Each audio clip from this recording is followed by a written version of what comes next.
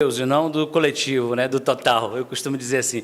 Professor, nós estamos conversando aqui sobre um assunto que normalmente gera muita política. Por que a política desperta tanto interesse, tanta curiosidade nos mais intensos, ou grandiosos ou minúsculos ricões desse Brasil? A política entranhada desperta. Mesmo que algumas pessoas digam que tenham aversão, ela acaba fisgada, fissurada por algum momento da política que lhe chame a atenção. Por que esse fascínio todo? É porque a política em si, ela está ali entranhada no nosso cotidiano. E, de qualquer forma, a sociedade como um todo, ela precisa da política, da administração do Estado. E, sobretudo, em períodos de campanha eleitoral, a política, entre aspas, fica à flor da pele, principalmente em campanhas para prefeito. Porque o prefeito ou o candidato a prefeito é uma pessoa próxima, ele é meu vizinho, meu primo, é um conhecido meu, então fica muito à flor da pele. Professor, nós falamos muito de um aspecto geral, mundial, global, mas vamos aterrissar um pouquinho na nossa querida, doce cidade Jardim, a Amargosa. Como é que o senhor avalia esses últimos anos, essas últimas eleições, o processo eleitoral aqui, que tem ido de uma ponta a outra, a polaridade, essa mudança de concepção da população? A que se deve, a que se atribuiria, então, este pensamento da população que alterna poderes, alterna grupos políticos gerenciando a cidade de Amargosa? Então, Gil, sinceramente, eu vou expor aqui minha opinião para o internauta que está acompanhando o bahiainterior.com. Eu tenho uma opinião bastante formada quanto a isso. Aqui em Amargosa, incontestavelmente falando, há uma alternância no poder de famílias ditas tradicionais. Então, ao longo do século XX, também agora no século XXI, famílias vão se alternando no poder. Então, se você quiser ser candidato com potencial para ganhar a eleição, você precisa se aliar a essas famílias ditas tradicionais. O que há aqui em Amargosa é uma alternância no poder de aristocratas ou oligarcas. Defendo também aqui em Amargosa que surja uma terceira via desvinculada desses grupos aristocráticos que se perpetuam no poder. Precisamos de algo novo. Infelizmente, os prefeitos que chegaram no poder em Amargosa estão entrelaçados com essas famílias ditas tradicionais. Precisamos de uma terceira via. Professor, o senhor estaria, em grosso modo, em uma análise geral, atribuindo apenas a uma modernização do coronelismo dito tradicional, onde as famílias se perpetuavam no poder? Gil, quebrar um pouco a formalidade, você foi preciso, cirúrgico na definição. Você foi preciso, parabéns, modernização do coronelismo. O coronelismo está aí. É tanto que os coronéis das famílias tradicionais ainda estão no poder. Não só aqui em Amargosa, nas cidades vizinhas, a nível também estadual, nacional, temos a família Calheiros, lá em Alagoas, que se perpetua no poder, a família Gomes, lá no Ceará, que também se perpetua no poder, a família Sarney também, que é uma família de coronéis, enfim, continua o coronelismo, porém com outra roupagem. Você definiu modernização do coronelismo. Muda-se a roupagem tecnológica, mas a concepção acaba sendo absolutamente a mesma. Exato, o enredo continua, o texto continua, só muda mesmo a roupagem ou as roupas dos coronéis. O enredo muda, mas o samba continua sendo de uma nota só para todo mundo aqui lá de cá, né? Exatamente, o tom continua o mesmo tom. Nós estamos conversando com o professor Tosta Neto, aqui no portal bahiainterior.com. Esse é um espaço que a gente está aprimorando também na web, na internet, que tem sido um canal cada vez mais presente na vida do povo.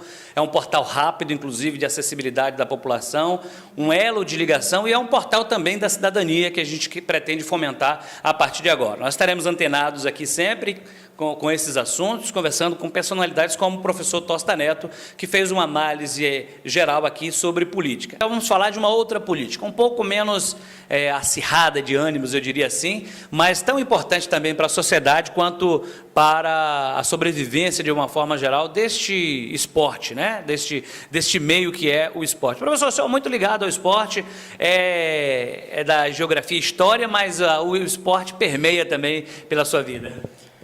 Gil, eu tenho uma identificação muito grande com o esporte como um todo, não apenas o futsal, que é a minha área mais específica. Adoro Olimpíadas, porque acompanho aí vários esportes, principalmente natação, que eu adoro, atletismo 100 metros rasos, adoro esporte, sou entusiasta, sou um defensor da prática esportiva, e infelizmente essa sociedade que está chegando, ou melhor, essa geração que está chegando é sedentária, tem aversão a prática esportiva, prefere mais jogos eletrônicos, WhatsApp, fica ali no celular, navegando na internet, e a prática esportiva fica relegada. Na minha infância, brinquei bastante de picula, jogava bola 3 vezes por dia, brinquei de esconde-esconde, atividades lúdicas que movimentavam o corpo, e hoje não percebemos mais essa prática tão comum aí, essas brincadeiras que valorizavam a atividade corporal. Essa presença do esporte em outras épocas solidificava, inclusive, as relações sociais, porque fortaleciam os laços de amizade. Hoje, o senhor diria que a indústria, principalmente dos jogos, tem provocado e estimulado o individualismo nos seres? Porque, assim, antes havia mais o contato físico, a presença. Eu ia na casa de meu colega, tal, brincávamos, mas hoje as relações são mais frias.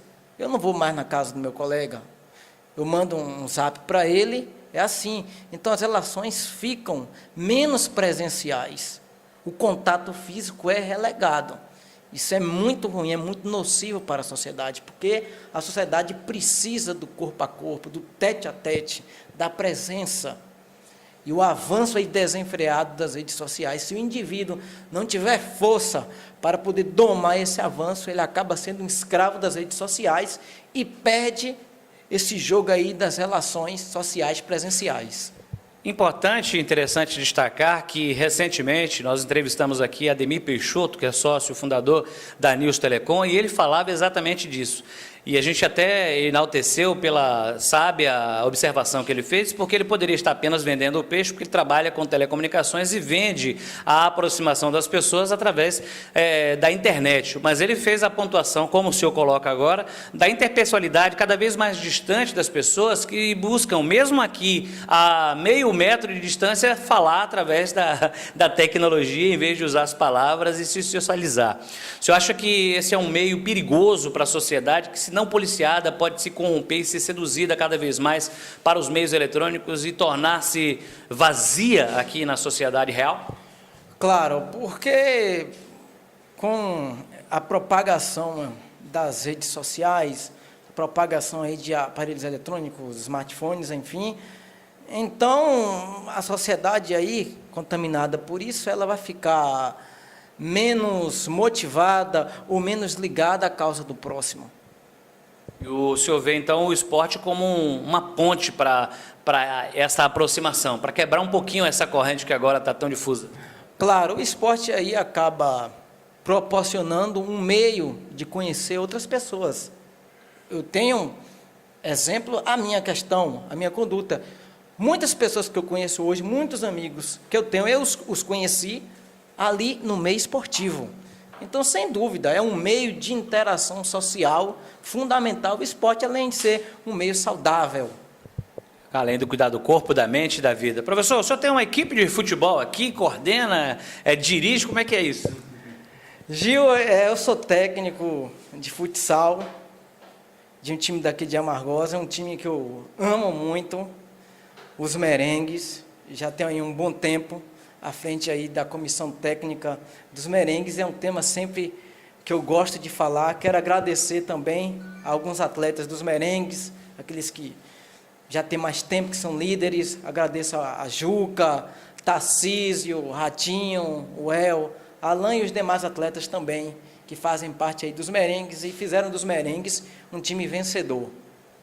Você acha que está faltando maior apoio, maior incentivo empresarial e dos meios organizativos públicos para que o esporte esteja mais fortalecido na cidade de Amargosa, professor? Gil, há apoio, não nego para você, falando pelos merengues, nós temos alguns patrocinadores, também já tivemos apoio do poder público, mas esse apoio poderia ser mais amplo, mas o apoio que nós tivemos até então foi bastante significativo.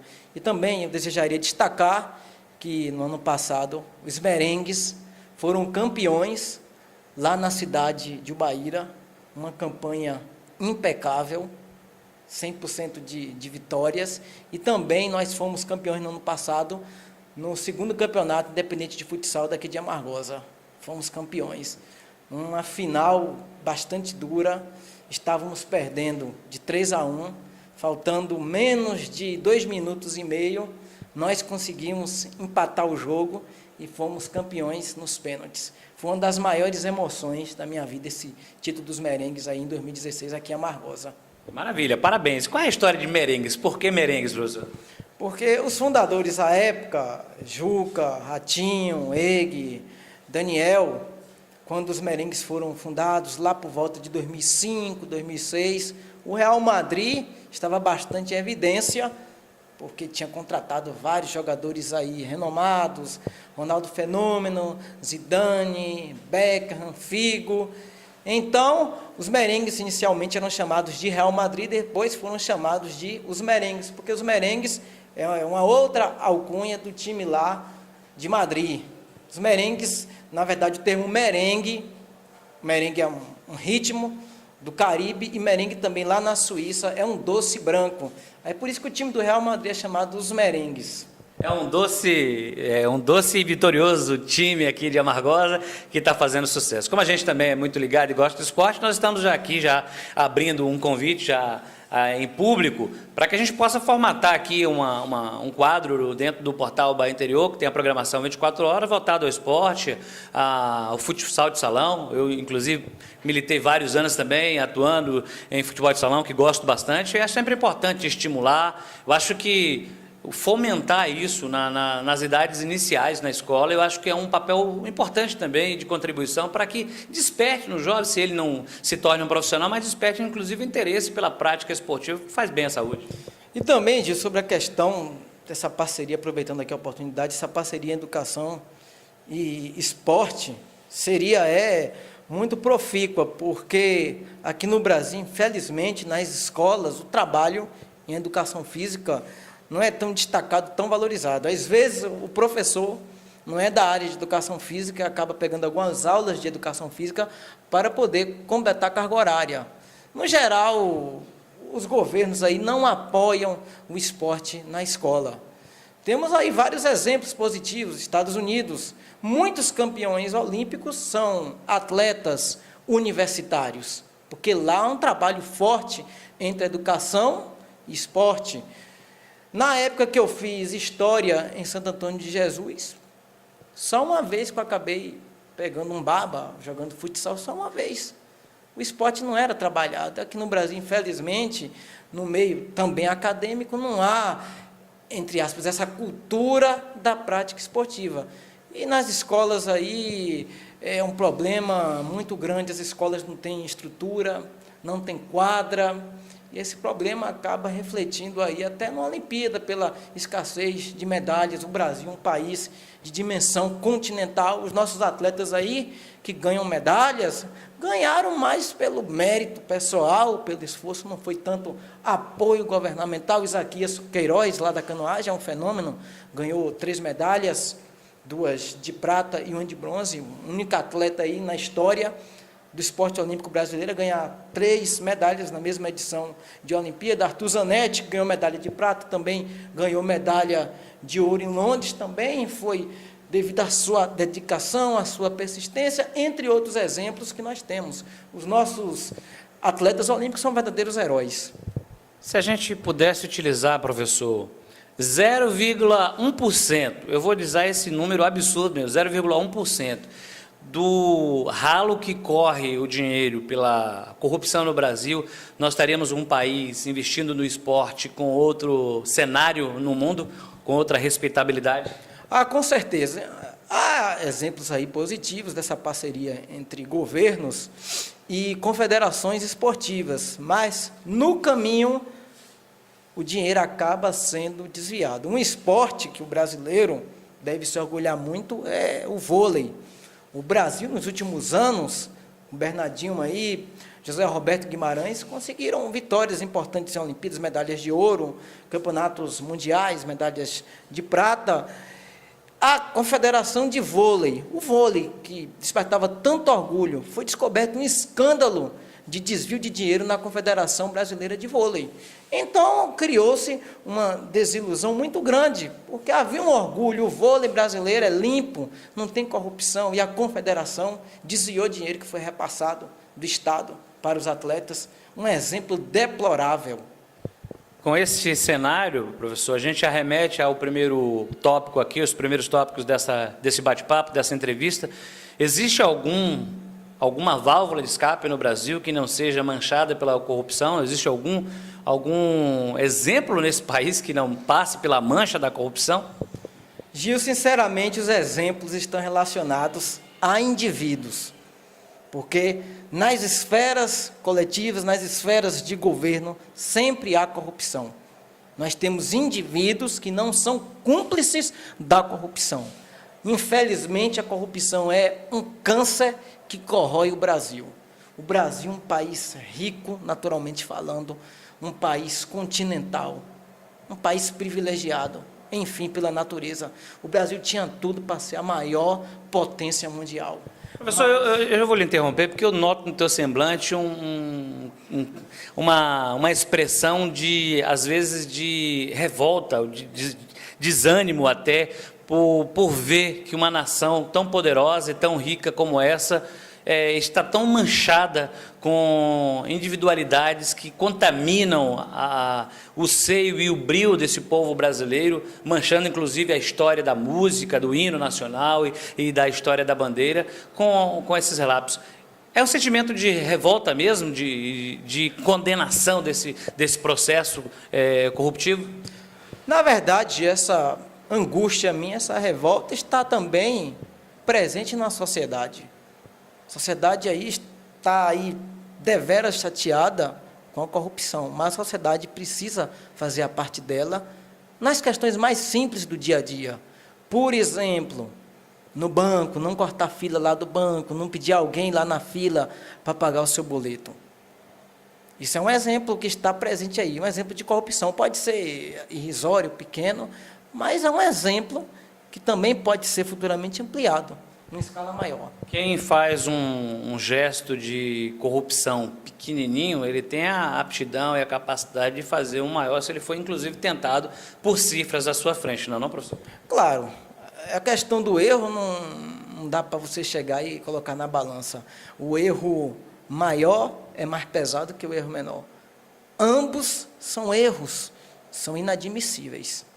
Educação é um ponto que requer maior atenção de políticas governamentais, mas infelizmente existe essa lacuna de um interesse maior em fazer valer a educação para que a gente tenha uma sociedade menos corruptiva, uma sociedade mais ética, uma sociedade que contribua para ajustar a rota do Brasil. O senhor acha que as políticas adotadas atuais tendem a manter uma educação ainda estagnada ou o senhor já vê uma luz no fim do túnel? Gil, sinceramente, eu não vou ser hipócrita para aquele que nos acompanha e dizer que a situação da educação é progressista. Eu vou chegar aqui e falar, vai melhorar. A situação está, infelizmente, desoladora. Eu não vejo perspectiva de melhora, infelizmente. Eu tenho uma visão ultra pessimista sobre o futuro da educação no Brasil. Por sinal, nos últimos anos, os investimentos na educação aumentaram. Porém, os dados que medem a qualidade da nossa educação ficaram estagnados e outros dados caíram. Curioso, o investimento aumentou, e o rendimento caiu. Por que acontece essa distorção, na sua opinião, professor? O problema também, Gil, que os investimentos estão aí. Devem ser aumentados? Sim.